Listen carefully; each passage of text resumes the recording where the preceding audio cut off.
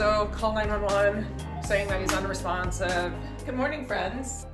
So I am super motivated to keep going with YouTube, TikTok, all that good stuff. I was like, all right, I'm gonna get into a routine, 2025, here we go. Let's do this. 2025 has put us through the ringer. I had to take little notes, try to remember the order that life has happened. We're gonna go over that today and why we've been gone.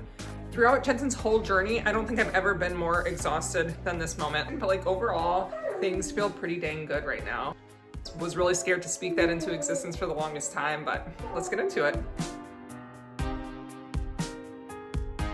December 29, Josh started not to feel good, whatever, cool beans. The next day, the 30th, threw up for the first time. Like Jensen's never just thrown up, and it was projectile. It was a first for us, so that was the only time he threw up was that evening on the 30th. Later that night, Jensen spiked a fever of 106 or 105, don't remember, but it was really high, and I was internally freaking out. I took the one cover that was on him, which was a pretty light cover, off, and I like left him for 20 minutes and came back and checked him again, and I think it was 104, so I was like a little bit more comfortable with that number. For the next 5 days, he just had a fever, lethargic. January 3rd, we went to the urgent care for Jensen because he had had 5 days of high fevers. Basically, we're just like, no, there's just so much going on around. Day 7, he had his last fever. Would have been January 5th. I don't really recall what happened from the 5th to the 8th. By the 8th, he just wasn't eating and drinking, still lethargic. Throughout this whole time, he just wanted to be snuggled, so like he did not want to play. On the 8th, we went to the urgent care because we're like, he's still not doing well. That's when we decided to test him for different infections, so like strep and influenza A and B.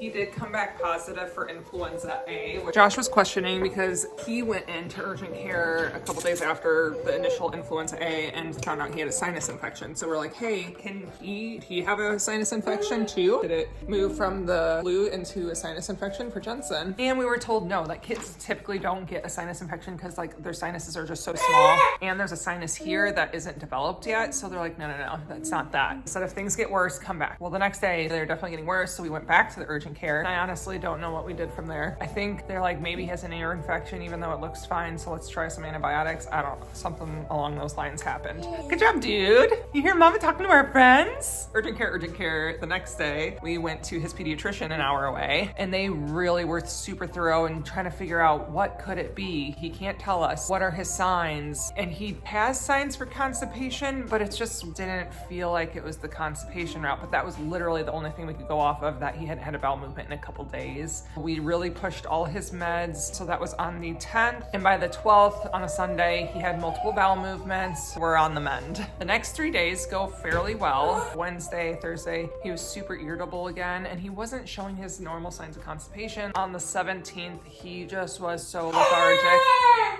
think we're playing.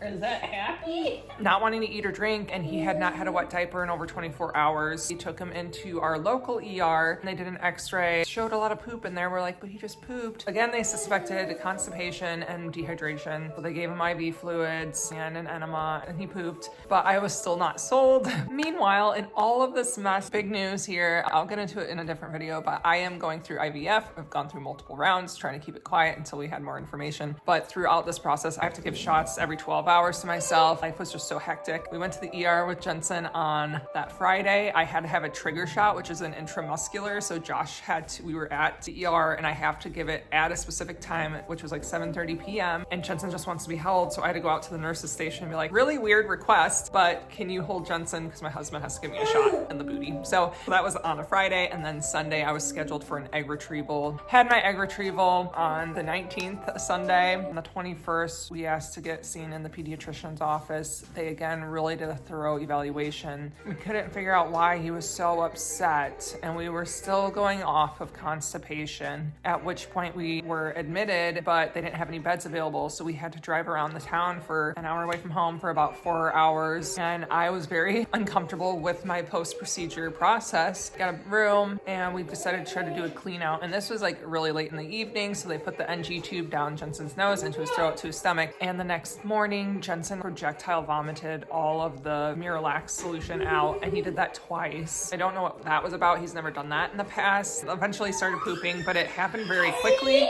Last time when we did the clean out, it took forever. You have to wait for your poop to become like clear.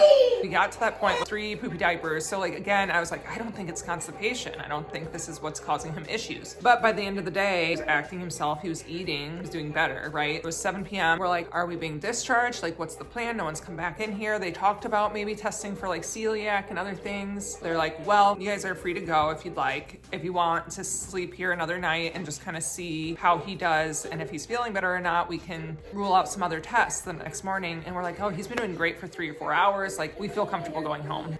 A little bit of me was like, maybe not. Maybe we should just wait. We left. Within the time from leaving to getting home, Jensen was back to being miserable. So that was just the worst feeling ever because I was kicking myself a lot. Are you a silly willy? So then we went through a weekend. He did decent, actually better than expected. We went back to the pediatrician's office on the 27th saying, hey, he's still not doing good. At this point, Jensen was like really holding his head and his ears and scratches. He had all these red scratches on the back of his neck, bruises on his knees from biting himself because he was just in such discomfort. I feel like we went to the urgent care too at some point in there. You're wild. You're wild. Crazy pants, crazy pants. On the 30th, we were supposed to go to Chicago to see Jensen's GI doctor so we could get caught up with them. And then we were supposed to see, ow, oh, you bit my lip. Jensen, that's not nice. We don't bite. We're supposed to see GI on the 30th, and then the next day, the 31st, we were supposed to see his eye doctor because, no scratch, because I wanted to try to rule out GI stuff and his dent on his head here, if that's causing him pain. I don't know, whatever. Jensen was so uncomfortable. It was horrible. We literally came home from work to pack up to go to Chicago, and we were like, do we go to Chicago or do we go to the Children's Hospital ER because this is horrible? And ultimately, we decided to go to the Children's Hospital ER with Jensen really going after his head this time around. Don't scratch the leather. Hey. Hey, this is why we have blankets on our couch. Yeah. Finally did a head CT. Even when we were an inpatient, they said sinus infections don't happen to kids. We did the CT in the ER and Jensen had a lot of inflammation in there. He had a sinus infection. The ER doctor was like, yeah, it's really weird. Kids don't typically have sinus infections. So that's when we got put on an antibiotic. They gave us the option of, we could admit you could go home and monitor. And I was like, I'm not doing this again. And I felt silly for pushing to be admitted, but we were admitted and we actually did spend 2 nights in the hospital. And they just ran through everything, trying to figure out what was bothering him. We have to actually go to Chicago this coming week to talk to his GI doctor because we think he's got like GERD, so he's got reflux and all this other stuff. Still trying to figure out that situation, but obviously he's just doing better overall, so I don't even know, man. I am so sorry, but I don't even know. Midst of all this, for weeks, he had a little fungal infection on his booty, so we had to be put on some cream for that as well. On February 7th, Josh and I went to Mayo Clinic in Rochester. Okay, what is this madness? I went to Rochester to Mayo Clinic for my heart, get that ruled out. Everything was great and dandy, so that was good. We came back home on Friday.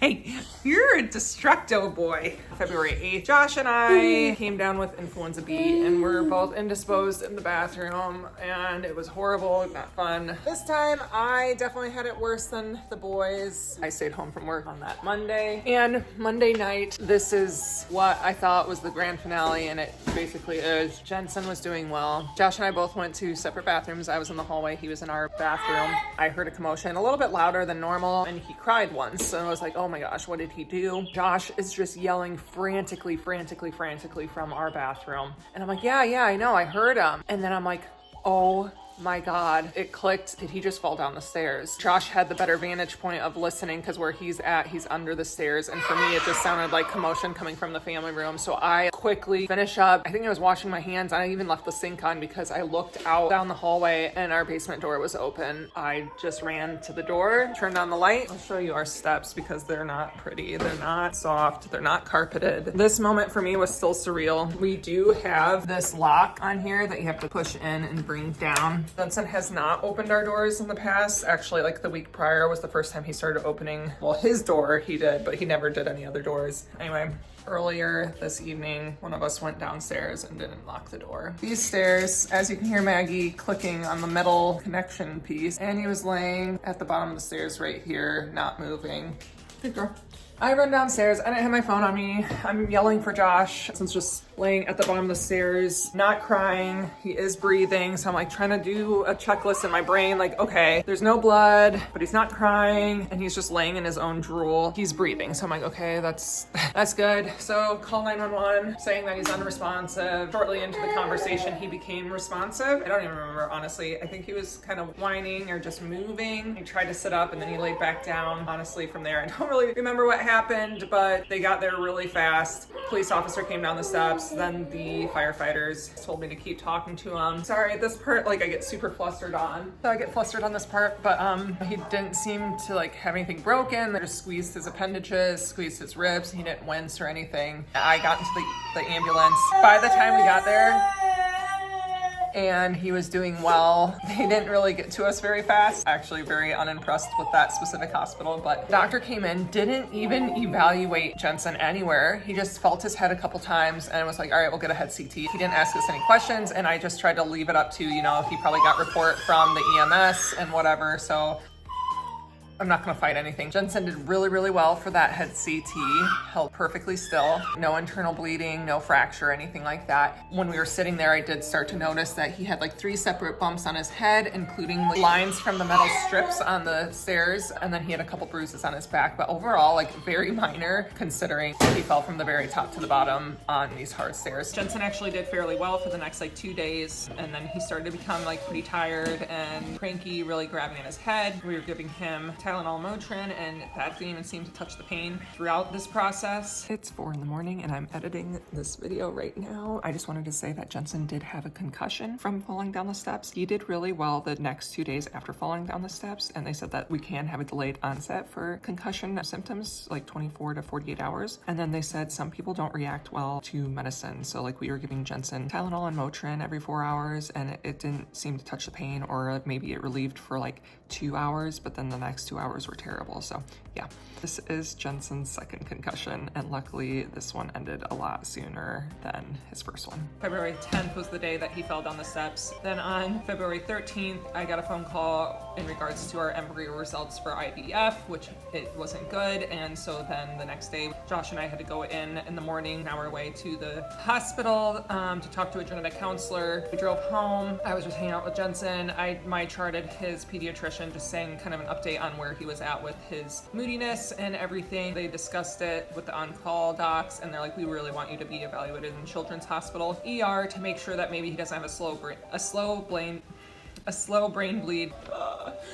That late afternoon, we pack up Jensen, and we never know if we're gonna stay the night, so we packed up a bag, went to the ER, had to drive up in a snowstorm, got there. The head CT was normal, and we felt comfortable with that, and had a decent weekend, so Friday was actually his worst day. By February 18th, I think we're finally getting back into a normal routine, and then with IVF stuff, I had some big decisions to make, so like it was just a lot going on all at once. I've never been so mentally, physically exhausted. About 7 weeks of wild, crazy, I can't even remember half of it. It all runs together. Thanks for bearing with me. I'm just happy that Jensen man's doing really good. It was just horrible experience, especially the stairs. We just dropped off some cookies to the firefighters that helped him, and they were lovely. These angles are not my friend. But since I'm open now to talking about our IVF, I will get on to that in a different video because it is pretty extensive as well. Otherwise, follow me on TikTok. I have posted on there already. We got the worst season out of the way. 2025 is gonna be great. I have high hopes for that. Happy, healthy boy.